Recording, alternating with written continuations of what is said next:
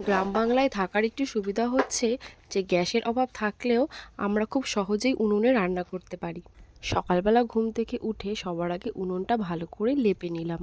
তোমরা দেখতে থাকো শনিবারের স্পেশাল একটি নিরামিষ রেসিপি। কড়াইটা গরম হয়ে গেছে, এবার আমি কড়াইয়ে তেলটা ঢেলে দিলাম। কড়াইয়ে তেলটা ঢালার পর একে একে সমস্ত আলুগুলো দিয়ে আলুগুলো ভালো করে লাল লাল করে ভেজে নেব। আজকে আমি রান্না করছি চাল পটল।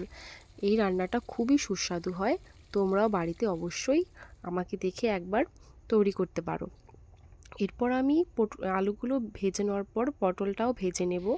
ভেজে নেওয়া হয়ে গেছে, এবার সমস্ত মশলা আমি তৈরি করছি। এখানে আমি দিয়েছি আদা বাটা, কাশ্মীরি লঙ্কার গুঁড়ো, জিরে গুঁড়ো, ধনে গুঁড়ো, টমেটো বাটা আর একটু পোস্ত বাটা। এরপর আমি দেখো সবথেকে মেন জিনিসটা হচ্ছে চাল, সেই চালটাও আমি দিয়ে দিলাম। এবার আমি স্বাদ মতন একটু লবণ দিয়ে সব কিছু ভেজে নিয়েছি। ভেজে নেওয়ার পর জল দিয়ে ফুটতে দিয়ে নামিয়ে নিয়েছি এবং আমার রান্নাটি রেডি।